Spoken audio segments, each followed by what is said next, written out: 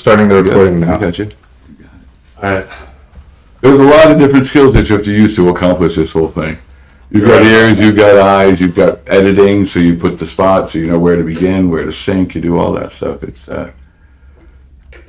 I treat it, John, like grow as you go, right? That's my main philosophy in life. I like it. So you don't need to have the final product when you're getting going.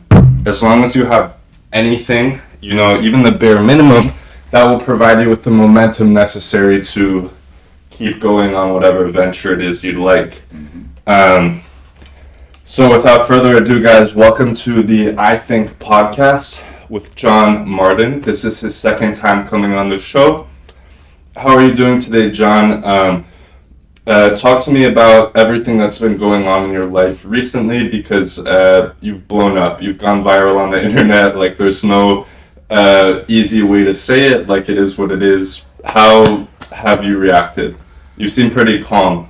You know, we were talking a little bit earlier, and I said that I'm anticipating everything. I don't know when it's going to come. I don't know when it's going to show up in my life. Yeah. But I know where I'm going, and that is going to be a Grammy Award at some point, singing, songwriting, blues, performance, whatever that is, recognition. That's always been my goal. Since I was young, I would watch Grammy Awards and knew that I was a singer, and if I could reach a level like that, then maybe that would be so it's, as you grow older, it's no longer about that. Yeah, but you do recognize it as an achievement. I understand. I just want to be able to use the gifts that the good Lord gave me to achieve as far into my potential as I can. And you've received a lot of support online. I've been managing your social channels, obviously, at least this aspect of them. A lot of love and support pouring in from across the world, actually, not just America. So that's what I printed out here. I just want to read some statistics to you. All right. So knowledge. In the last week, John, let's start with, organizing my files here. Let's start with the United States. You received 25,394 views from the United States, so they've watched for quite a bit, 25,398, and a load of support from them as well. That is 43% of your audience, 43.4. So you're actually even bigger in other countries. So in the UK, you've gotten 4,324 hits. In Australia, 1,993. In Canada, 1,728. In Germany, 1,225 hits. In Ireland, 628 hits. In the Netherlands, 622 hits. In Sweden, 622 hits. In New Zealand, 538 hits. In India, 426. In South Africa, 418. Wow. In Norway, 322. In Denmark, 268. Gee. In Italy, 254. That's just the first page.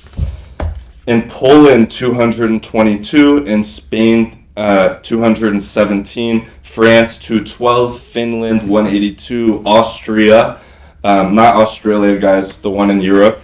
Austria, you have 165 hits. Switzerland, 164. Belgium, 144. Philippines, 141. Romania, 104.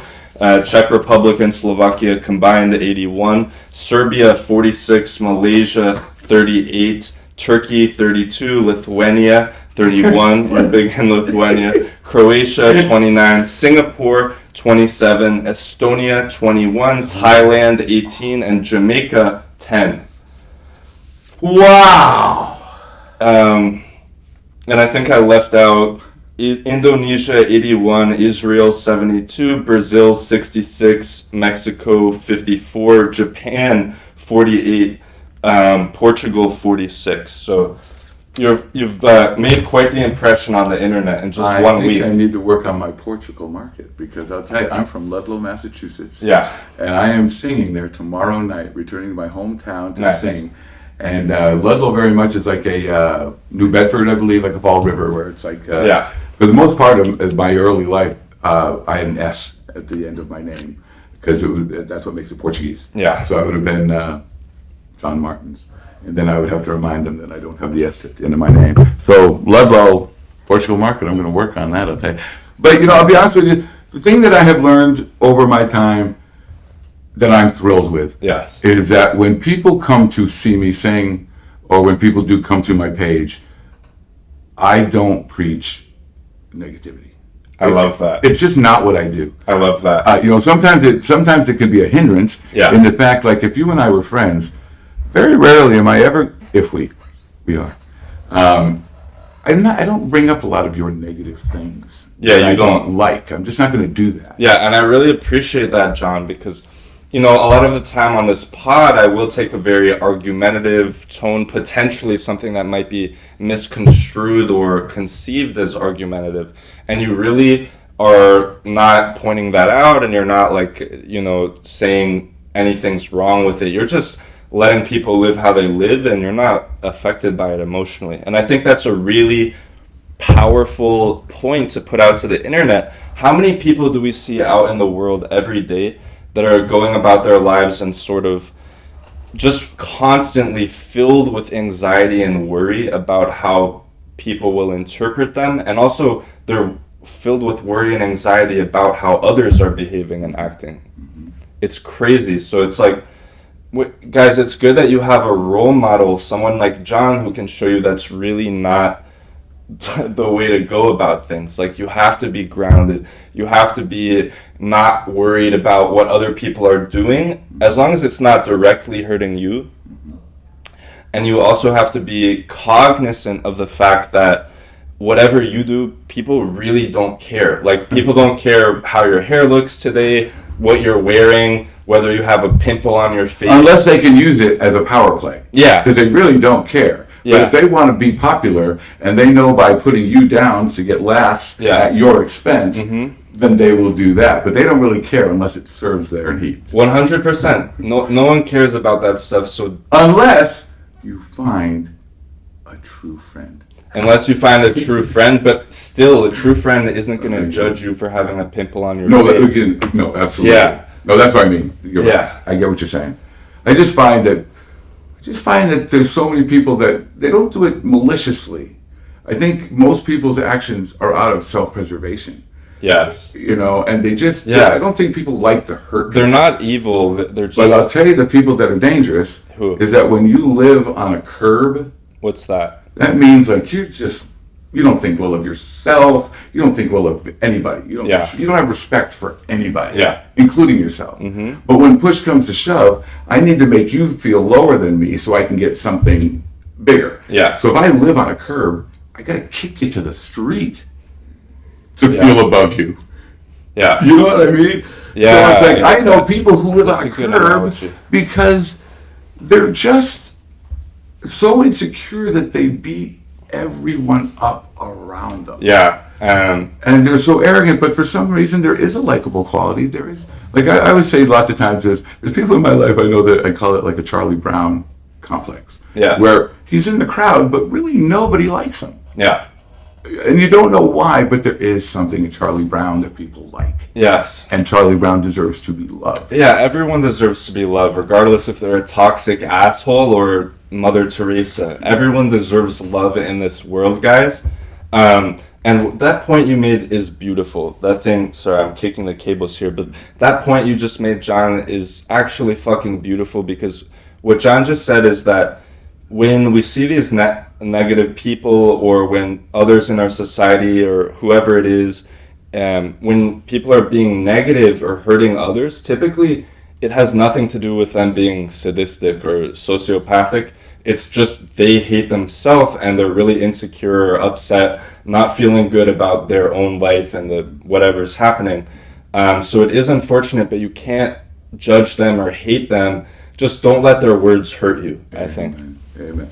Like I use an example lots of times where, to be safe, like I've been around alcohol my whole life, and I don't drink. Yeah. But I say that alcohol in this existence is what was the tool to help me learn as much as I could learn in this lifetime, in the period of whatever. Like, so I say lots of times, I went through a very ugly divorce, which has estranged me from my children in many, many ways. And what I've learned is that even though they are suffering as a result of my actions, it is my actions that are going to be teaching them something. Yes. You know? Yes. So once if they've only listened to one side of a story, you can understand that you need to learn something about truth. Because you're believing everything, and souls aren't going to get anywhere without truth being known. You're totally right about that, John. Talk to me more about your divorce and how did that sort of like, because, okay, this is something I'm curious about because in my own life, right, I have always wanted to, like, I have a partner and I plan to be involved in some sort of matrimonial bond, but I'm not sure I want the government involved exactly. So talk to me about that, and do you think that legally you were screwed over during your divorce? I think that there's a lot to be said about this whole thing, but I will say one thing is I do, but I don't necessarily blame the opposite sex or the opposite person for doing it. Yeah. What I do is I believe that because the society has been so patriarchal for so long, Yes. just like, say, a gay community, you've got to constantly speak up, constantly speak up. Yeah. And I think because men have had the power for so long that they've never really had to take it. Like I've often said, the one thing I find fascinating about America is that white heterosexual men are the only people who have never fought for a civil right. Everyone else. What do you so mean like by that? so I could be white and I can be male. Yeah. And I can be heterosexual, right? And I'm cool. I can get Yes. benefits by going into boardrooms and things that other people Well, can't get, right? I'm just talking about in this bigger. You're right about that, but John, haven't some of the most powerful men, don't we all know that throughout history, whether you look at Alexander the Great, Henry VIII, Socrates, Michelangelo, or Julius Caesar himself, these men were gay. Mm-hmm. So I don't think anything about being heterosexual. I'm talking about in America. Even in America, what advantage does that provide me to be heterosexual? I will tell you is the minute I'll tell you, because if somebody for most of my life find out that I'm heterosexual, Yes. but now because society has changed enough that I can maybe be homosexual, Yes. bisexual, or whatever, in the male heterosexual world, though, Yes. I've been diminished a little bit. When you look at the sports world, when you look at the business world, Yeah. if you want, like I'll tell you one example. I was with 3 of my friends, and this young girl walks across the street just on her way to school. Mm-hmm. And one of my friends verbally assaults her. Not necessarily to the point where she can hear it, but as a bonding type of thing. This is when you were a kid? No, this was a few years ago. Okay, one of your We're just friends. hanging outside the bar. Yeah. So this young girl, my buddy's like probably 45. Yeah. And she's 22. She's 22. So she's just walking across. Yeah. But to a bonding thing, he wants to kind of like verbally assault her. You know what I mean? Meaning, look, I wear that, or I would do this, or I would do that. You know what I Really? mean? What did he say? Do you feel comfortable? Well, of course, but all the comments that all men do, right? Yeah. Like a girl will walk by and they'll just say, "Boy, she's fat," or "She's really Really? or whatever. None of the men I hang out with talk like This is that. what's changing, though. Yeah. And this is what's nice. You know what I mean? Mm-hmm. Because young men are not like older men. Yeah. We've changed. Like I could give you in one generation. Like I said, my father and mother had no choices in life. I have too many choices in my life. You have a lot of choices, John, and I think that's not about what time we're living in. It's just, I think it's a mindset. I don't know, because I'll tell What you. choices you have. But when I was your age, Yeah. people were paying attention to what side your earring was in, because if it was in the wrong ear, you were gay. If it was in, so guys, John is referencing a historical, cultural thing regarding the use of male earrings to distinguish sexuality. So typically in the past, it was you were considered gay if you had a single earring in the left. And then if you were considered gay, then you were considered flawed. Yes. Which was it, right ear gay or left ear? I have no I think idea. it was right ear gay, left ear straight. But the point is that it was so low level, Yes. you were not allowed to say, "I'm gay, I'm straight." Yeah. You had to subtly get a point across that I'm gay to someone else, whether they're wearing an earring or not, that I could maybe approach this person. You're right. And not be persecuted, punched, abused, You're or right. called a faggot. You're totally right. And again, I think this is a generational thing. And especially when you look at sports, Because you know there's gay men throughout the sports. Yes. But none have come out. And even though the athletes, I think most of the athletes don't mind. Mm-hmm. They're co-athletes. Yeah. Don't care. I don't think really anybody. But the bigger thing is like we live in such a puritanical society, but we don't act puritanical. Yes, you're totally right. And again, guys, I just want to re-clarify my earlier point. Like, what John is talking about is in the past. Like, in the past, it is true that there was real discrimination in our country against LGBTQ, Black, Asian, colored, everything, females. And I'm not saying that doesn't exist today. I'm not saying that doesn't exist today, but to a much lesser We've extent. moved forward by far. Yes, and what I would say is that all of these things are just so primitive. It's like even if we just need to move completely on from anything superficial, such as race, sex, sexuality, whatever it is, like. And there are other things Stay away too. from the agendas. Yeah, there are other things too we don't even talk about in that same category. Like, people will hate on people for having a certain mindset, or they will hate.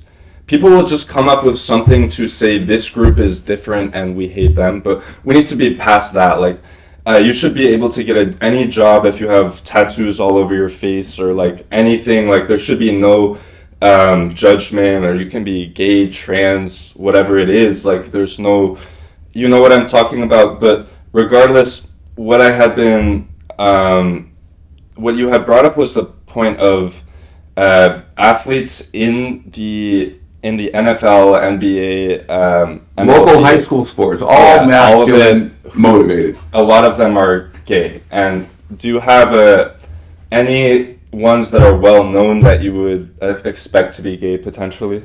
No, and I wouldn't even want to think about it. I didn't know. I wouldn't even assume that because I don't know. I wouldn't even care to know. Yes. I'm just saying that. So where does that perception come from that a lot of these athletes are gay? I think that a lot of it comes from perceptions of gay, where straight men are insecure lots of times about their own sexuality, that they're frightened of it.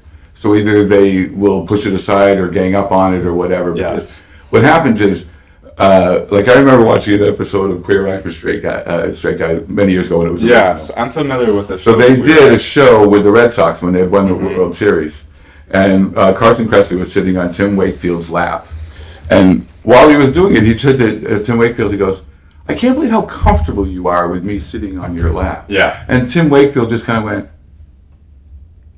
"I'm gay." No. Tim Wakefield was like, "I'm not gay. So I don't worry about it. You're just a human on my lap. We're not turning it into a sexuality." Are you sure he wasn't gay? No. It's like. Do you know who's the best person I think from a gay community is a heterosexual man that doesn't give a fuck. Yes. But when you say you're straight and I don't really like your lifestyle and don't come at me. Yeah. Like, I was at a restaurant. I will tell you one thing that will make me kill you. I hate to say it, is if you are flossing your teeth in public or clipping your fingernails in public. If I see those things. So for example, I went to a restaurant. Yeah. And there was a guy and he was at the bar flossing his teeth after his lunch, right? So I knew I was either going to kill him or I brought out like dental floss. Yes. So I'm sitting next to him 2 things away. Okay. So I'm going, what? I'm eating my meal here right now. You know what I mean? So anyhow, I just go to the bathroom. Yeah. And I figured while I go to the bathroom really quick, then maybe things will be done. And so I don't. That's a mature call. I've had somebody clip fingernails on the subway T, and I go, I'm going to wait to the next stop and then run to the next car. Because if I have to see it, listen to it, those little buzz things I say. So anyhow, so he's doing these things. When I come back, actually, he's got his teeth on the bar. Teeth on the bar, right? So now I'm looking. So an hour after the time has gone by, he says to me, "Hey, did you know it's my birthday?" And I said, "Wow, happy birthday." He says, "Yeah, I'm 50. I said, "You look good for 50. And he says, "Dude, I ain't no faggot." And I said, "Oh my God, are you serious? Have you been flossing your teeth and have you been doing all these things and you actually think because I said you look good for your age and 50 that you think I'm queer and want something to do with you?"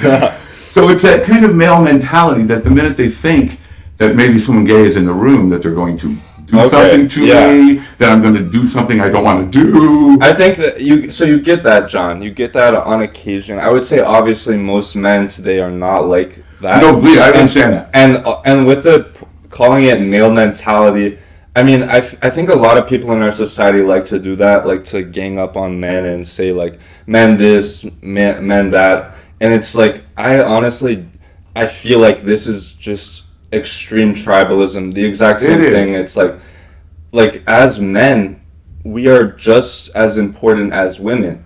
Right. Like it's, you know what I mean? So it's like we're all equal, guys, in society. Don't hate on one group for being different. Don't hate on anybody. Yeah, don't hate on anybody. Politely walk away. Politely disagree. Politely do the things. Because you, like I say, you don't know where a sin begins. Yeah, you know. 100%. So people are given what they're given. They do what they do. You know, you don't need to feel smarter by making someone else feel like they're stupid. And you can't judge others' sins. So it's like what Jesus said is so accurate. Don't throw the first stone. The man who throws the first stone must be the man who hasn't sinned himself. So whether or not you believe exactly Jesus was doing what he was saying or not, miracle-wise, the actual philosophical things he said were very accurate. You know, I'll tell you one thing that I belong to. I don't, like I said, I think God hates religion. But I do think I'd agree with that. I do think, though, that religion, at least how it plays a part in my life, is I don't go to church to get my faith. Mine is directly one-on-one. But I like to go to church to be around people who believe kind of in something good, in something similar. Yeah, I like to be around people like that. So that's why I like to go to church. I said, so as a United Church of Christ, I've been a deacon, whatever, over a number of years, a while ago. But this is what I've learned about the open-mindedness of it all, is that,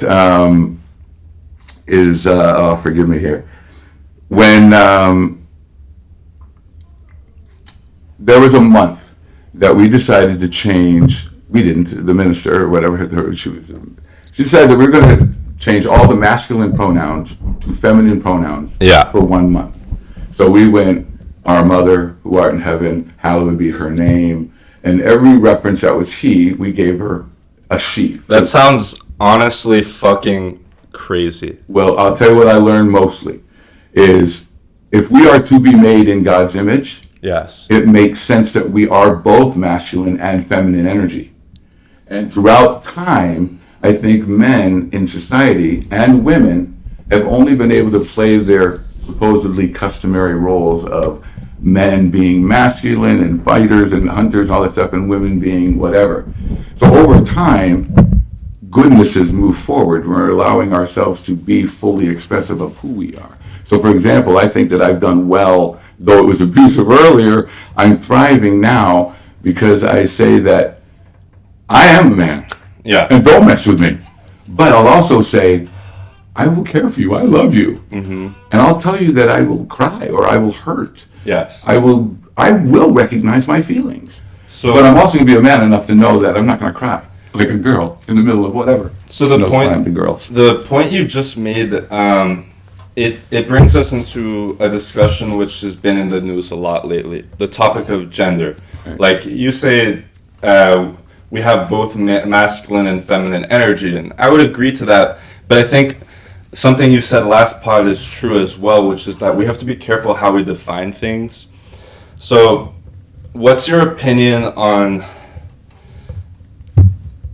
this trend, this thing, performing? A lot of parents out there who have kids, they are doing the transgender surgery on minors. What's your opinion on that?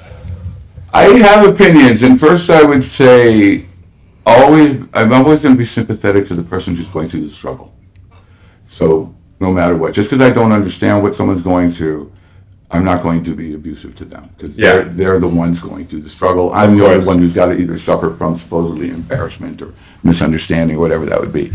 But this is what I would say is I don't think until a certain amount of time we should be doing anything physically to children or anything. Okay? Because I'm going to tell you this.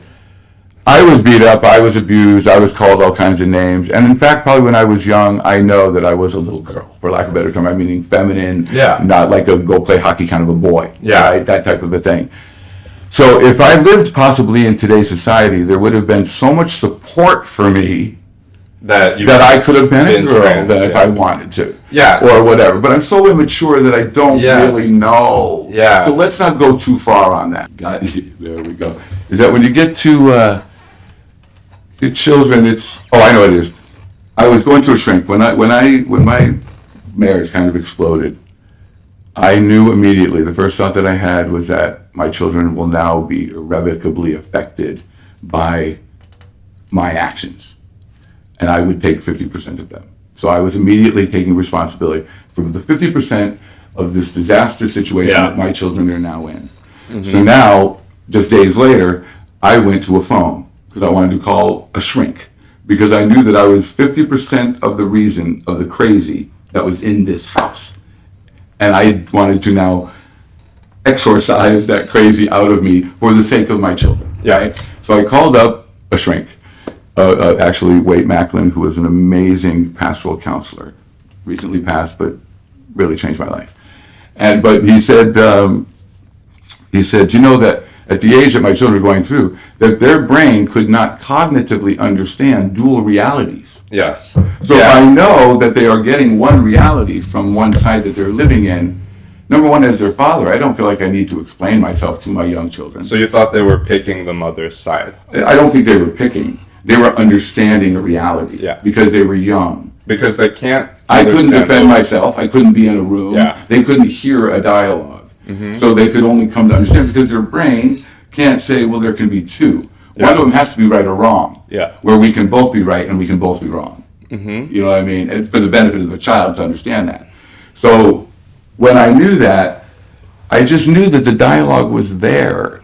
And then through many things, like I always say, I'm not mad. I'm upset with my ex-wife's actions as she is with me. But where I got punished hard is through the judicial system that is now against men. So that's the point I wanted to get into. So when your marriage exploded, John, and you were in court and you have all these lawyers going back and forth, I'm not sure if you were engaged in a verbal dialogue with your wife at the point. Was it purely through the lawyer? The moment my marriage ended, I have not said another word to my wife. It's been about 20 years. So who served who with the initial... Well, I won't get too deep into it, but I will tell you this when we want to stay on the subject of only because I don't want to misrepresent my ex-wife or my children's views or thoughts or opinions. Of course, you told me I was aiming for the and I get controversial. I have no problem talking about it, but like I said, I would really want my ex-wife's and my children's views to be spoken. Just for the benefit of your hearers. So putting them aside, let's talk about the legal aspects because that's what I want to do. A lot of men come to me complaining they're going through a divorce or whatever it is. They want my advice. I tell them don't involve the government in the first place. But so what happens when you find yourself in court? Are they demanding a certain amount of money? Well, no. What I'm going to tell you is that what happens is I have no problem talking about this because this is my story here. So I'll say this. Speak your truth. So there was an argument. And throughout our 20-year relationship, I would say, like a lot of men, and I am one of them, which is fight or flight. So when the situation is getting big and tough, I wanted to leave the house, but my ex stood in the doorway. So what happened was I gave her, get out of my way, get out of my way, get out of my way. Where I made the mistake, and I take responsibility for this, I thought that if I told her 5 times that to get out of my way or I will move you, that was right. But the minute you touch somebody, you're wrong. And I've learned that. So what I should have done, and I will tell everyone, this, but particularly men because of what we're talking about. So what I did was, in order to get out of the situation, I called my ex-wife's parents. I should have called 911. And these are the lines that you say. Hello, I am in a dangerous situation and my egress is being blocked. I'm in a dangerous situation, right? So if I had done that, say, instead of calling her parents. So we got out of this thing and then the dot. So now what happens is It ends, and it's ugly, but I'm going to give you this statistic. In the years that it happened for me, there were 500 homicides in the city of Chicago. There were 17 homicides in the state of Maine, and 11 of them were domestic. So when my ex-wife said that I did this, when I did that, just the thought of it, based on the bad behavior of all men over history who have been fools, ignorant fools, I'll just leave it at that. Not all of them. No, all of them who hit their wives. All of them who did that. All of those people, because I think domestic abuse is bad, guys. No, because the point that I want to make is, when you, I think that most men, at least in America, know that you would never hit a woman. Never. However, I know many men that have been hit by women. Yeah. I have been hit by women. Yeah. I have been, we won't even get into all those things, but because men have been in so much trouble, they've never had to defend themselves. Mm-hmm. And it's now we don't defend ourselves anymore. So I think that what men do a lot of times is, they just move on. Yeah. And they don't fix the problem. You're right about that. They just move on. And that the resilience is what make men successful in many ways. So it's not a bad trait. Yeah, 100%. But if you don't fix your part of your contribution, you're kind of an ignorant fuck again. You're totally right about that. And the way that our society is structured now has forced men to move on from a lot of situations. So I'll give you an example. Typically in the past, right? In, say, caveman times, or even up to 200 years ago, whatever it was, or whatever his historical time, if you had been a man and then another man in public or randomly, or someone you know, or does something to disrespect you or makes a move at your woman or does something, it was totally fine to just beat the shit out of them.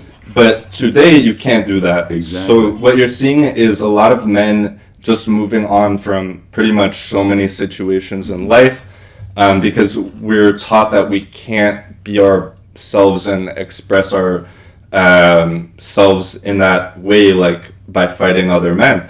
And so I think our culture does preach a lot of the time, especially to young men, that we should be submissive and antagonistic and non-violent, non-aggressive, all these things. Yeah, they're good at times of peace, but when the going gets tough, you have to really, embrace that side of your masculinity. Mm-hmm. And masculinity is something that I haven't heard talked about a lot, but it is important, just as femininity is important. Oh, believe me, I agree. To be in touch with both sides. Absolutely. Look, I'm more of a man. I use a line all the time. I could wear a dress all day tomorrow. Yeah. And still be more of a man than 2/3 of the men in the room. Yes. Because it's not about looking good in a suit and a nice haircut. It's about, are you hurt? I can get you home safely, miss. Yes. I won't expect something in return. Yes. I will not. I'm a man of lines. But another line that I say is, I believe a man is only as good as the opportunity that presents itself to him. Yes, of course. It's so I don't think about robbing a bank until no one's behind the counter. You know what I mean? Yes. So I would never think about doing half the things, but when opportunity presents itself. And what I think, though, is that I don't need to say, I do believe in masculine femininity, but I also think that everyone should be able to defend themselves, be able to stick up for themselves, be able to whatever. So I don't think that a man... Not physically against a woman, guys. Even if she pisses you off or whatever, never hit a woman. Well, I'm talking even in terms of, I don't feel that if it was, for me, a male and a female, and we run into a situation and the male is maybe being aggressive or whatever, I don't feel the need to be the man to rescue her. I'm going to watch how she handles this. Because I can't be with my woman all the time. So if anything comes, whatever, I can support her. Yeah. But I don't need to be the lead in her argument.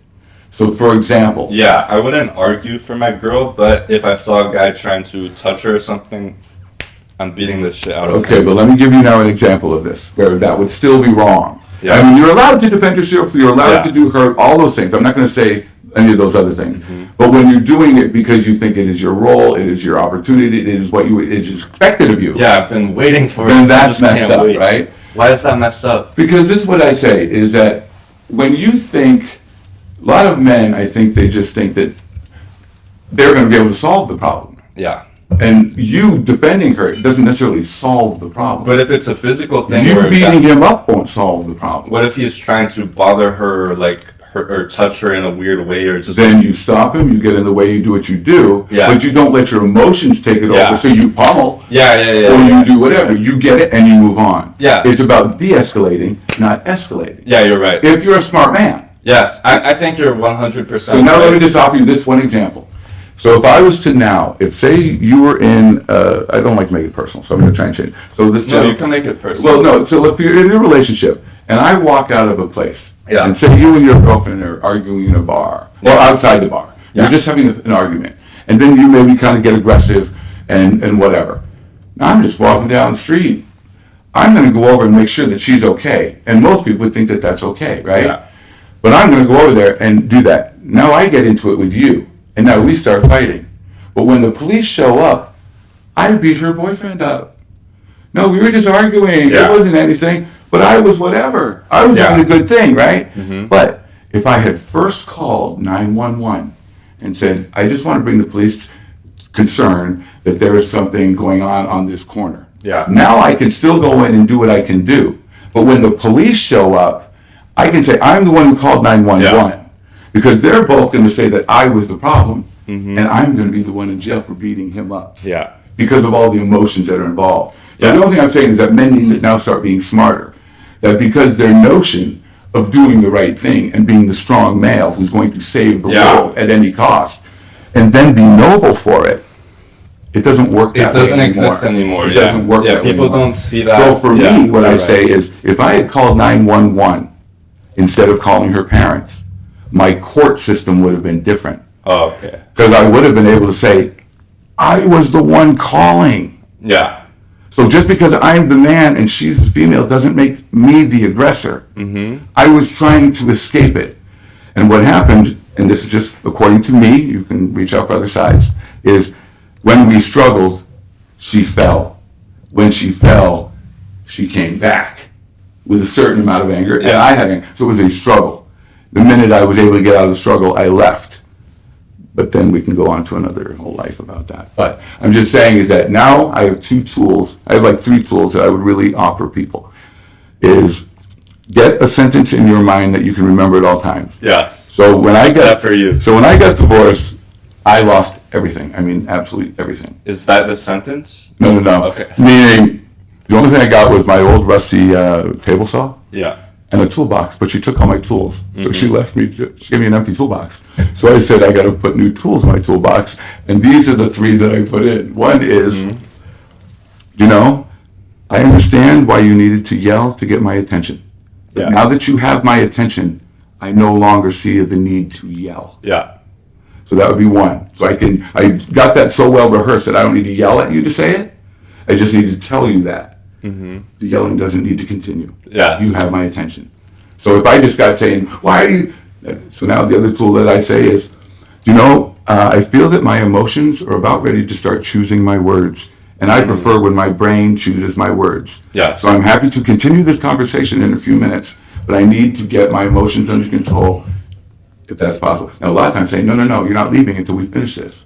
Well, then at that point, you need to just stop talking. Yes. Because you would only be having a dialogue with an emotionally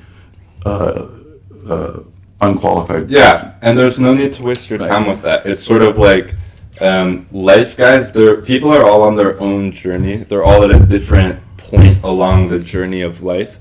So a lot of people, they are not going to be cognizant of your energy level once you reach a certain level. And so I always want to compliment you, John, because just talking to you, it's like you are not nervous about life, you're not anxious about life, you're not sad about life, you're not depressed, you're not fearful, you're not resentful, you're not hateful. And so it's like, this is happiness. Mm-hmm. This is like real... It's joyfulness. Yeah. And it's something that many of us don't have in society. Mm-hmm. And I'm striving constantly to get... I think I've made a lot of progress because I'm trying to reject all these negative emotions. But this is like our society talks about happiness is this, happiness is that.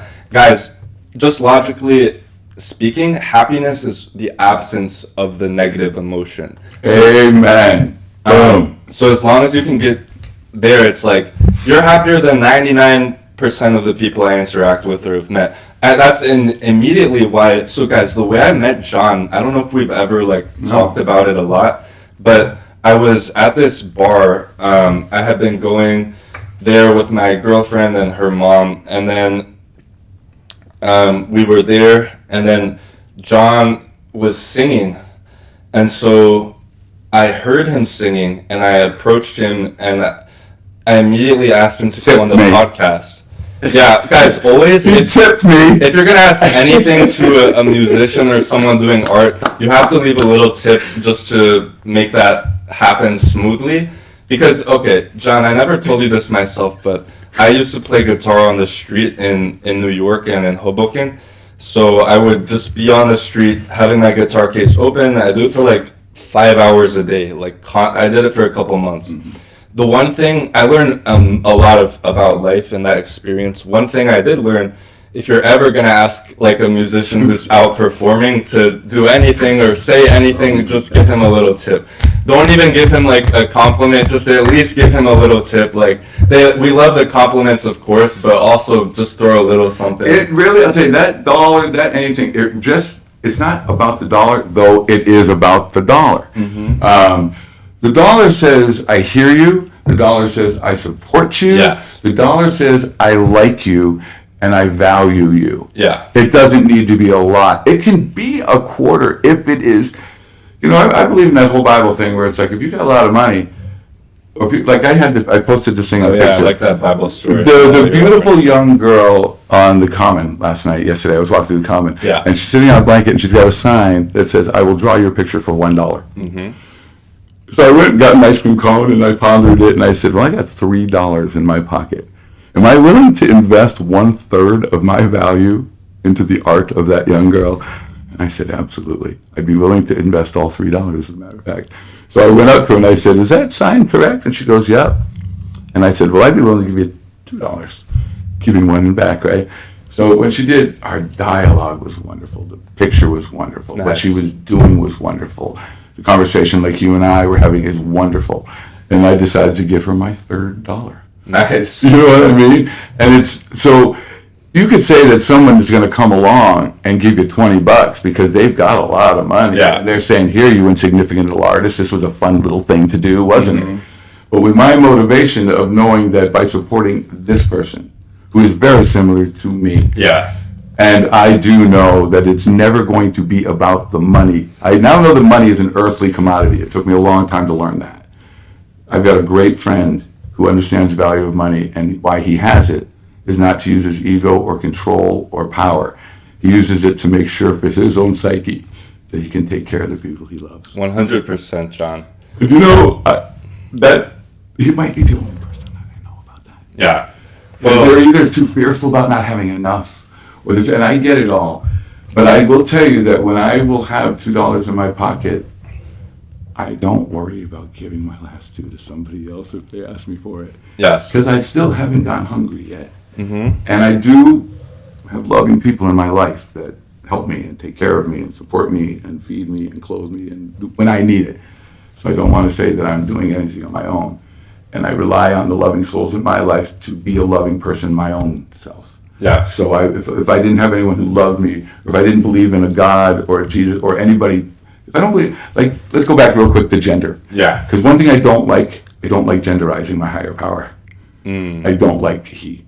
Yeah. I don't like she, and I don't like that. Do you like it? I don't like it. What do you like? I like love. And how would you describe it? I describe love as being the same thing that love is. It's just like, and I don't mean this to be crass. I mean this like fuck. Fuck can be a verb. It can be a noun. It can be an interjection. It can be all those things. Mm-hmm. And love is the same way. You know what I mean? So my higher power is love. So that love can be truthful, and it can be caring. It can be disciplinary. It can be lots of things. But my higher power is love, and I have a hard time genderizing love. Yes. Where I have no problem genderizing, I guess, something named God. but I don't even believe in anything called God because I know God is a word. Yes. That just gives a validity, something that we can understand when we talk about in conversation. But God isn't on a mailbox in heaven with your name. Like I've often said, I would love to write a country song, and I think it's country that I'd like to write. It's called "In Love We Trust," not "In God We Trust." I like that. Because the way I look at it is, in our country, if we have separation of church and state, my higher power is the most important thing in my life, and I understand that, and I understand why it comes. But in a country that does not celebrate God completely, it shouldn't, because we have freedom of religion. It shouldn't be on my money.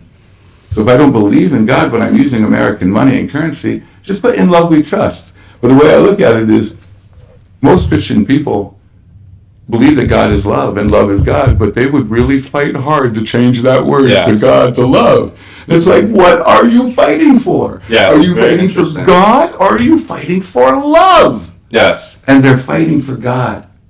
And because they want control, to say that their God is better than everyone else's God. Yeah, you're right about this, John. And it doesn't matter what you... Like even atheists, when people say, I'm an atheist, I go... hate atheists. I say, well, good for you, though, in terms of this.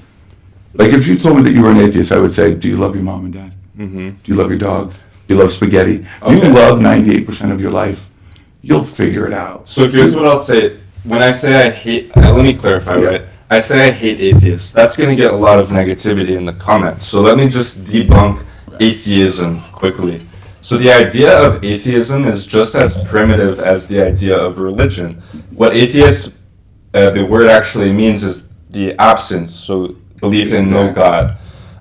What I like is agnostic. I prefer agnostic because I would... What's the definition of agnostic?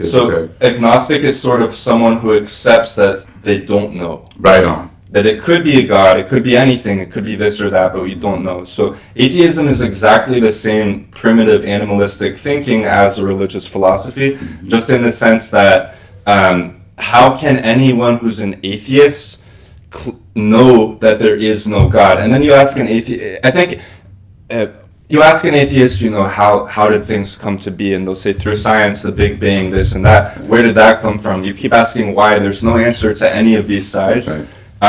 So I think atheism is more of a dated term. Like now I think a lot of the youth is just agnostic. I tell you, I've been using this term with you all along, and I really mean it, Team Youth. I'm on, like, people my age, there's so much that has changed generationally. And when you think about it, when we're in the present, it's not difficult to understand that my grandfather was born in, I believe it was 1898, something like that. So that's my grandfather.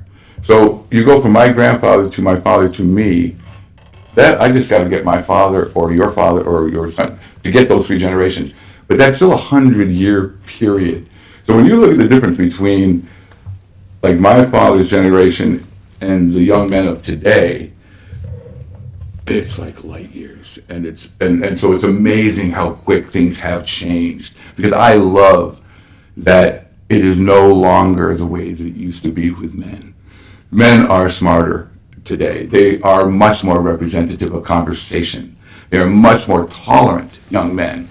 Like I think that the homophobia, the misogyny is going to stick around for a while, but a lot of other things that go on and racism that goes, but that is disappearing. You know what I mean? Like yes, we're making real. When I was young, we're evolving. Yeah, it was everyone. When I was young, everybody knew Polish jokes. Yeah, it was what we did. You know what I mean? And people then would say we were politically correct. And I hate when people say that we're all too sensitive, because we are, number one.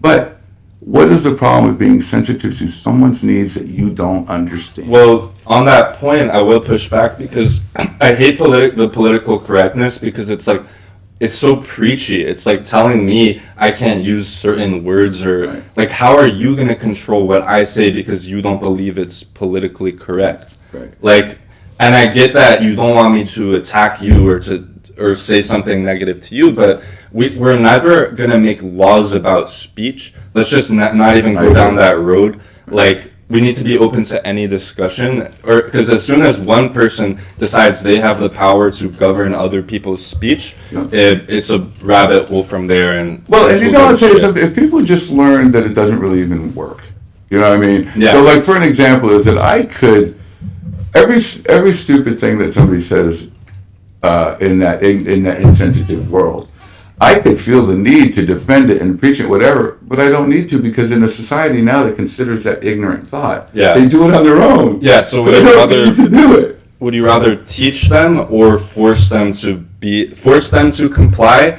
or allow them to learn? That's just really the basic question. It's like, I'm always going to choose to allow people to learn things rather than forcing through social pressure or whatever it is them to make an adjustment, because that applies to every aspect of life as well. You know, if for guys of you who are single out there, if you're trying to meet a woman, you're not going to really make much progress if you're trying to kind of like trap her, or like make her feel like you really need her. Yeah, or whatever. Or it's like anything. Try to force it. Yeah, you have to let that happen on its own. Never try to force any conversations when it comes to human beings. No, sorry. No, I was at the bar. I was bartending for many years, and I would, once I bought a question, one thing that I was able to do is I felt like I had focus groups all night. Yeah. So if I had a question about something, I would ask all the people in the bar and see what basically people were thinking. I love that, John. You know?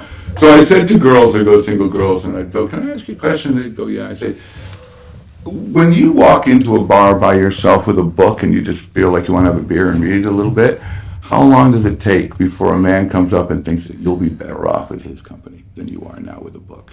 And she goes, "Not very long." Most of them all say not very long. And I say, okay, so I get that. Now, when they approach you, do they approach you with something that gives you much interest in continuing the conversation?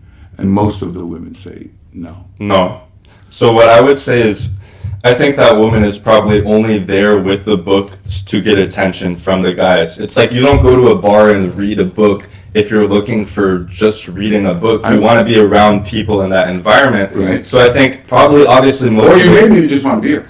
Potentially, but buy a beer at the store. It's like you want it's 3 times the price at the bar. You want to be there most of the time, right, for the social aspect. Obviously, most of the guys that approach... I just want to clear this up here, because I agree with you. Yeah. But it doesn't necessarily mean that they're going to read a book in hopes that they're going to meet somebody. They just want to be in a social environment. But they do like to get approached, too. We can't just pretend she's not doing that to get approached. But we can't pretend that they're not. Just reading. We don't know. That's the thing. But so that's why your pickup line or your approach line has to be intelligent. Yes, most of the time it's not, though. I agree with you on that. Most of the guys that approach this woman are going to be spitting some awful game with no riz, no flair, no suave, or whatever the word is. You know, it's going to be just some typical semi-aggressive, unintelligent bullshit, which based only on what they're thinking on themselves. Yeah, considering what she's thinking. Yeah, and yeah. So, okay, I'm talking to only his 28 years of bartending experience. I have watched a lot of behavior. And I will tell you something, one thing that I've often said, there is nothing more disgusting to watch than the mating habits of the drunk human. Oh, I can imagine. They're gross. They're just gross. So as a bartender, so let me just go back to just one other thing now, is after all the years that I have been in bartending, I will tell you that one of the sexiest things that I find sexy are people who read books. Nice. So if I'm walking through the public garden, and they're just reading a book, they don't need to be in the bar, whatever. What that tells me is that they can sit still. Yeah. That there is space in their brain and their imagination to acquire new information or to be lost in a story. So that is what tells me. They don't need to be talking. They're not with someone. They're not debating someone. They're not proving to somebody how smart they are. They're only acquiring new information. So that to me is sexy. Now, what I find is that as a bartender, contrary, and I'm going to start adopting a line that you use, because I like the way he debates sometimes when he'll go, "I hear you, but I think I'm going to try and push back a little bit on that." So what I'm going to say in defense with that is, I'm going to push back on that. Not all people who go in and read books in bars really are. They like the beer, they like the social environment, but they truly just want to read the book. Mm-hmm. And I will tell you that when because I say this, I have bought quite a few beers for people who come to read books. How many of them were women? I would say it's equal, 50-50. No, truthfully, because again, I'm going to be honest with you. I've always been able to have sex when I want it. So I don't need to pursue it all the time. Yep. Like there's a line that I use. Every single person should have at least 5 people in their phone who will fuck them. so that when you are horny, you can have sex. You don't have to pursue that human to satisfy your need in that moment. Because when you watch a man walk into a bar and zone in on someone that you love, it's gross. I'm telling you, it's gross. Yeah. And men need to stop it. The predatory nature, women are doing it too, and that's what I'm talking about. When we go back to when we go back to that church thing that I said, when we're both masculine and female. So men are able now to get more sensitive. But women, their other side is not being so sensitive all the time. They want to get out there and do it and be it. So like when I have women come up to me and say, so how are you planning on getting me off today? And I go, I wasn't planning on getting you off today. And then my buddies will say, dude, are you serious? She just offered you something. I'm going, really? Do you like that approach? Am I allowed to have an approach? Do I have to like that because she's a female? Because she was rude and mean. Now, how about just coming up to me and saying, hello, John? So it's the same way.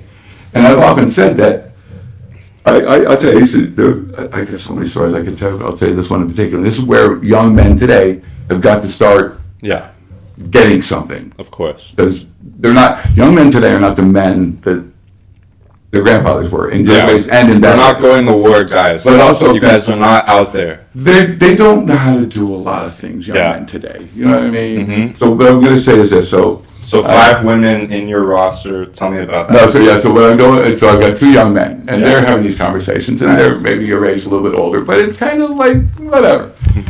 So I said, guys, I was reading the other day that over just the past couple of generations, men and women have changed so much that men's testicles are now hanging 2 inches less than they normally do out of their body, and women's ovaries are hanging 2 inches lower out of their body. Oh, that's statistic. So wait a minute. So So I said to them, so I think if you really want to make sure that you hold on to your balls, you're going to want to make sure you man up a little bit. So they believe me 100%, but that's not a fact at all. I'm just saying that because men, metaphorically, their balls have shortened and women's ovaries have become testicles. Yes, I knew. That's all I'm saying. I was definitely questioning the truth of that statement, but I would have believed it, and I kind of they did, and it's like they were in awe of it. But that's true in so many senses of the word. Like guys used to be like so. Like aggressively pursuing their dreams, like Alexander the Great or whatever it was. Or at least sex. Yes, at least at the bare minimum, right? At least. But the thing, there's a truth and a lie, like you always say. So it's like, for the vast majority, it is what it is, right? But for people like me, for guys like me who are still trying to be hyper dominant in life, we are going to just steamroll all of you guys. So there's like absolutely no competition when it comes to just every aspect of things, in terms of business, industry, expansion, building my personal empire. But I like the way you talk. Thank you, John. I do. I appreciate that. And I want to get back to this point you brought up. You said that any guy who's out there who's like trying to have sex, who's single or whatever, instead of always just going out with your bros to like the frat party or whatever it is, trying to like hunt down a woman like some primitive caveman or something, you have to use your brain, right, to set things up for yourself so that you will always have many, many different options at any time, and you can, as John said, you'll be able to fuck whenever you want to fuck. So it's like, but without having to, just... Let me tell you what I absolutely believe, and I'm a Scorpio. Like, make real connections with women in real life, and that will lead to so much more sexual flexibility than trying to approach a woman and immediately sleep with her. Okay. Like, just have friends. That's going to turn into others. I'm sure a lot of the women that you sleep with started as friends.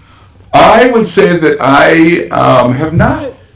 I don't know, like I said, I've had more sex than I've had relationships, for sure. Tell me about that. And then I would certainly say that I've had a lot more sex as an adult than I ever did when I was a young person. Yeah. When I was a younger person, no one wanted to have sex with me. Yeah. And then I would say that when I got separated from my wife. You went wild. I knew that there was going to be a sexual revolution. Of course. And I knew that if I waited for it, that I was going to be too old to participate. Yeah, so you went I right. had to get ahead of the curve. So how many? And so what I would say, though, I wouldn't even get into those numbers because just give me an estimate. I would say that, well, like I would say, my type would go to the most innocent, sweetest person to blow job behind the dumpster. You know what I mean? So anything that an opportunity presents itself that works, I would be open to it. You know what I mean? Yes, so you can get that nod and just kind of go here and have it be fine. You know, where I've had most success, and I wish that more people had this, is I'm a discreet person. What do you mean by So that? I mean that in terms like I don't need to tell anybody about a sexual story of mine. Yeah. Like if I just had a great one, I don't need to feel like I need to go tell everybody. Yes, of You course know? not. I just don't like that. So like I've often said that I could get in trouble for You're this. not a braggadocious. Well, I don't need to be because you have it. So anyhow, like I'm saying, course, is that there are people out there, and I do put this on my Scorpio in this, is that if I know that I'm not going to be great, then I'm just not going to do it. Because my reputation sexually is important to me. What do you mean? So I mean, like, I would tell people if I met them at the bar and they wanted to go home with me, or I wanted to go home with them, I would say, I smell like a knockwurst and I've been working all night. I'm not going to have sex with you this evening. Yeah. But if you want to meet for breakfast or lunch tomorrow, I'm in. Yeah. Because I knew that I wasn't tired, I wasn't stoned, maybe I wasn't doing something else, whatever that would know that just because I'm horny, I still want to make sure that I get it done. Because I like to say that really, truthfully, there's not much you can do without an erection. I mean, you can do things, but you always want one of those bad boys. Yeah. And if it came to the night with even, drinking and things that go on with it, for me, so my point only being this, is that if you can't be a human that gets 5 people in your phone, it's probably because you're not that good at it. Yeah. And if you're not good at what you do, they come back to you. So what I would say is like, I'm already scheduled into July and beginning August because people are going to say, geez, John, I'm in Boston in the first week of August. We're going to be able to get together. Or I'm coming to lunch on Tuesday. I'll be done. Do you think I can swing by your place for 15 minutes on the week? And I'll go, sure. And it's only because, I will tell you, I'm not that good looking of a guy. Yes, you are. Well, most people get turned on by me. People think you're handsome. You are a handsome guy. I appreciate that. But I tell you what I find most people, why I get lucky, is my open mind. Yeah. It's just that. Yeah, and you play like a game of chess too, so it's like you're strategizing. I say what turns me on is everything. Yeah. Everything. You could be across the room. I don't even need to touch you. Yeah. Or we can be swinging from vines. It doesn't matter. Yeah. Everything turns me on. So tell me about that, the topic of sexuality. Yeah. At what point did you realize that you weren't solely attracted to women? Well, I'd say many times is that I was the third boy of 4. Yeah. And my oldest brother was about as heterosexual as you could possibly get. Yeah. And my next oldest brother was about as completely gay as you could get. Yeah. And so I would tell you that I've never thought of myself as a man that was born gay or anything. I mean, I didn't really have any of those thoughts or desires until exposure started to kind of sneak my way. And now that might be an argument for some people to say that if we don't expose people to things that we won't have it, but that's not the way I want to go. Because I'll tell you, my exposure to all of this has allowed me to have so many wonderful experiences with open minds. Yes. With people who are not hurting anybody. Like I'm a big believer, consenting adults, no children. Yes. And beyond that, I don't care. You could be 82, but no children and must be consenting adults. If you do that, and humans too, I'd imagine. Well, I would assume that's true. However, I'm going to get myself in trouble for this. But no, yes, obviously. But I do want to say though that it's interesting. I want to try and be delicate here because I see people have relations. I'm not going sexuality. I'm going to go emotional here right now. Okay. I would probably stay away from a person, if I'm looking for a relationship right now, I would probably stay away from a woman who absolutely loves her dog so much that she's just going crazy. Because I think that dogs have taken the place of a lot of men in women's relationships. And I think, and I'm saying this conversationally as opposed to put on, but when you look at Buddhism, I saw an interview with the Dalai Lama that said that dogs are one level below human, right? Yeah. So they say that if you had just seen a dog that wants to chew your face off, it might have just been a human. Mm-hmm. But if you see a dog that's smelling cancer, it's on its way back. Yeah. You know? So what I say is that I've been around dogs enough to know that they do understand English. They understand what? English. Yeah. Because I've talked to all my dogs and they all know what I'm saying, right? Yeah. But they can't speak in return. Yeah. So I think the reason why I became a dog was because if you're not going to use your words right, then I'm not going to let you use them. Yeah. So you come back to understand that you're still a good dog. You're still the best that you can be, but you don't have the power to be able to express yourself. So when I say that when people get, like my ex-wife and her dog, when she was mad at me, she would take it out on the dog. What would she do to the dog? Well, my mother would tell you a story. My parents surprised a visit one time. My wife wasn't very happy with it. And we had a Newfoundland, and she took the dog, but this is according to my mother. Yeah. So said she took the dog by the collar, literally, and threw it from the kitchen into the porch, into the den, just to get it out of her way. Yeah, that's you really know what I mean? cool.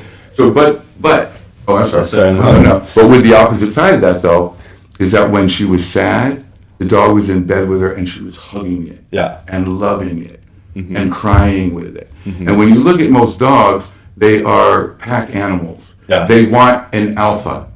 So if the alpha is the female that is giving them all kinds of different things, then it's not, you know what I mean? But the only reason why I think that a lot of people do it, and men and women both do it, but the dog can't respond saying, don't hit me when you're angry. Oh, you want to love me now because you want to love me. You're angry then. And the dog cannot defend itself in many ways, and then they stay loyal almost to a fault. And I think in many ways, I think that's the way women would like their men to be. Yes, no, that's such an acute observation. Way and do it well. Because I listened to a woman perform a song today. You need to treat me like a lady, and by doing that means I'm right all the time. Don't dispute me. No, that's the way that lady. It's like, see, no, that's why we're not going to get along anymore because I don't really care any longer. Like I always said, the best sex that I ever had with my ex-wife was when I didn't care about her orgasm any longer. I don't mean to base that, but when you're so focused on someone else and you just need to.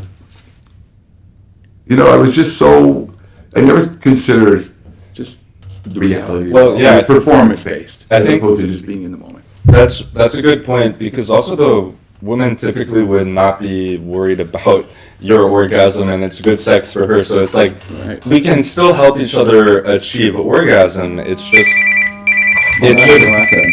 I feel like it wouldn't be, like we can help get orgasm, but it shouldn't be like one party is just doing all the work to make I joke happen. when I want to get the point across, I go, oh, believe me, I can get you off, but you need to bring a map and maybe a headlamp. Well, I think it's not that complicated. Like, no, it's not. Yeah. But when people are lying, they're expecting you to do that. Yeah. Like, it's like, if we're going to partnership, tell me what you want. Tell me what you're thinking. Am I in the right direction? But just to... whatever. And then the only other thing that I'm going to say is the only thing that ever happened that started to lead me in the other direction, or an open mind, was that when I was younger, it was supposed that all gay people were pink and had limp wrists and they wore dresses. Yes. But I remember when I stumbled across a magazine of my brother Michael's, I just remember thinking, that lumberjack looks like he's really having a good time with that cowboy. And they were the most masculine images that I could see. And it was like, I'm hearing some lies here. So that was the initial. That was the exposure. And then what I watched was, I watched my brother Michael pursue truth. By being gay. I watched him want love. Yeah. Where I was watching my heterosexual brother buy porn and banging broads and drinking beer. And really nothing respectful they're going on too much. You know what I mean? Do you think that love is possible in a gay relationship? Oh, I know it is. Like, what kind of love do you think? Is it the same as a heterosexual? Exactly the same. Exactly like, the same. In what sense? Because I have gay friends who tell me it's very different. Well, the sex is different. Like, I will tell you, where I found it different, sex-wise, is this. Yeah. Every time I have sex with a woman, I'm pretty much the one doing it. But when I've ever done anything with a dude, they're doing me like no one's ever done me before. Because that's what they're into. Yeah. So I've never had a woman just adore me or adore a part of me. Yeah. Where I've had some guys that just want to sit down in front of the TV and spend an hour there with absolutely no. So I don't think that men, lots of times in their experiences, are completely adored. Like there's a comedian out there that says, it says, guys, like if you walk into a gay bar, I mean, your ego is going to be lifted so much because this guy will just come and say, "You are gorgeous." You know what I mean? And when that dynamic is with a woman, it's different because when they say that now, the guy is going like, again, I don't mean to keep diminishing men because men are getting better and worse, but I've seen 40-year-old men turn into 15-year-old boys because a pretty girl asked them what time it was. What's wrong with that? Because they're going like this. "Excuse me, sir, can you tell what time it is?" This is what the dude is doing. "I think I'm going to get a blowjob. She's asking me what time it is." And it's like, no, dude. She just wanted to know the time. I mean, don't you know guys like that? Well, why would she have asked him the time if it wasn't trying to initiate some kind of spark or something? Because she wanted to know the time. But most people, I think it's another generational thing. Like most people today don't ever ask for the time. Okay, well, any other thing. So, for example, like I've got a crazy broad in the back of the bar. Yeah. And at the back of the bar is so tired of her, and the waitress is tired of her, I'm tired of her, and we're now throwing her out, right? Yeah. So as I'm walking her out the door, yeah, we're going to go to the very last table right before we make it to the door, and in her last attempt, she goes, "But wait a minute, I'm with them." And I said, "Oh, okay. So guys, do you know her?" And you know what all three of those guys did? They went, yeah, she's with us. Yeah. And I knew it wasn't true. Yeah. So I went to the guys and said, "Oh, I did not know that." So I went to the guys and said, "Do me a favor, sit here, do not leave them, do not move. And guys, don't let her stroll on her own if she's with you, because we do not want her back there." Right? The minute I left, she put her hand right into the crotch of the guy that was checking and wanted to hit on him, wanted just what he supposedly wanted. Yeah. And then all of a sudden, they're all like girls. They pick up their head and they're looking for me to help throw the girl out. And I'm like, "See, guys, what did you think? What were you doing? You didn't even think. Did you all think you were going to take her on? 3 guys? She was a crazy girl." I mean, it's not the craziest situation. I'm sure you've seen. Would you like to be in a bar with your friends and have some girl that you don't even know come up and start grabbing your balls? And if I was single, potentially, in the way. Well, keep in mind, John, I'm a very young. No, and I get that. I get that. I do understand that. But I'll tell you something. When she's still in your apartment at 4 p.m. the next day, maybe you'll learn that. You know what I mean? Because at some point you don't want to do that anymore. Mm-hmm. You just kind of go, "I don't need to have this type of sex. I'm good enough to have sex with people in my life because I don't have to have that. I got 5 people on my phone." Yeah, no, you're right. That is a thing with me too, and with a lot of men, young men. It's like we lost our standards.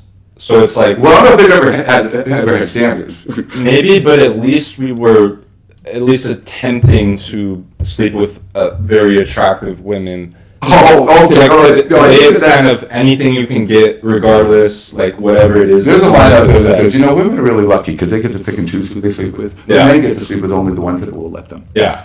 But that's done. Yeah, it's like men need to up their standards in every aspect of life, especially the women they're pursuing and approaching. And do it not for anyone else other than themselves. Yes. So but you learn that. You don't know that off the bat. Like, no one's going to listen to me. And it's like you have to have those initial experiences with very... which has just happened right now. Because when you had said, I think I might have done that. I think that wouldn't have been so bad. But I think in a few years you're going to realize, I wouldn't do that anymore. Back in the day when I was single, I wouldn't do it now. Obviously, I have a wonderful woman in my life, but you wouldn't want to represent yourself that way anymore. Being a 21-year-old man like you did when you were 17. It all depends. Yeah, but it all depended because, like, if it was an attractive woman at the bar and she came onto me in a psychotic way. It happened to me many times. Okay. Psychotic women approaching me. Right. And it's like that. I always loved that. And it's like, especially when you're young. Is your girlfriend, I don't mean to be particular, but do you find those traits that you found attractive then while you're with your girl now? Not at all. Exactly. Yeah. So that's my point. It's very. So it was a good time, and that's cool. Yes. But when you're 45 and when you're 35, you shouldn't be doing that anymore, I don't think. Yeah. That's my only point. It's a So when I distraction. see somebody who is 35 and they've been having conversations, it's the same thing with dogs. And I don't mean that, I like dogs, I don't like dog people. I like cats, I don't like cat people. So I'll be talking to you, and then someone walks up with your dog and you stop talking to me because you go, oh, poochie, poochie. I'm going, you were just having a conversation. And I guess it's not important any longer because the dog has shown up. And the same thing, you could be having a great conversation with two of your buddies, but then this psychotic girl shows up and sits down at your table, and you've all been brought down to this level of either watching you do it or watching her do it. But the whole thing has been hijacked by a sexuality immaturity that needs to mature. And that's, I guess, all I'm saying. What time is it? It is Okay. 12:30. 12:30. All right, the last thing I want to ask you before we wrap up. Time flies. We're having a good conversation. Yeah, so the last thing I want to ask you, with all the events that have been transpiring recently, there's talk of revolution, a war, whatever it is, all around the world. What's your opinion on the Russia-Ukraine war, summarized in just 1 minute? Well, I'm going to always be on the side. I'm not going to try and pick because there's so many views, and I'd be happy to do it once we get into the conversation. Yeah. But I'll always be on the side of the underdog. I mean, what was the first one? You were saying, Russia-Ukraine. The revolution that we need is this: kindness and respect. Yeah. It can't be love because I don't like you. Don't make me love you. I can be respectful to you, but I don't need to love you. So if we stop having to love each other, maybe we can get along. You can keep talking to the camera. So I'd like to just say, if we have more responsibility for ourselves in our conversations, get educated, learn your facts. But when you quote something and you don't even know your source, and when you say they said that, they did this, we're doing this, get your own information. And don't be an idiot. You know what I mean? So I'm just saying is, we need vocabulary. What I've learned with vocabulary is it really keeps emotion under control. The first person in a relationship to say, why do you got to be such a dick, is the first person who just ran out of vocabulary. So if you say something like, oh, but I don't know why you don't get it, now they say, well, you're a really big dick. And then you go, but it seems so simple. I hate you. I want a divorce. Where when someone calls you an asshole, they've run out of it. It's become emotion. Stick with the vocabulary. All right, thank you very much, guys. This has been a wonderful episode of I Think, and now we are on to the next move, the next action. Thank you for listening. Take over the universe through positivity, through AI, through quantum. We're going to make everything happen, most radical dreams come true. And guess what? Before the day I die, I am going to figure out once and for all the secret of life and why we exist in the fucking first place. This has been, I Think, number 11, or maybe number 12. I've lost track at this point. Bye, guys. That's a good passage.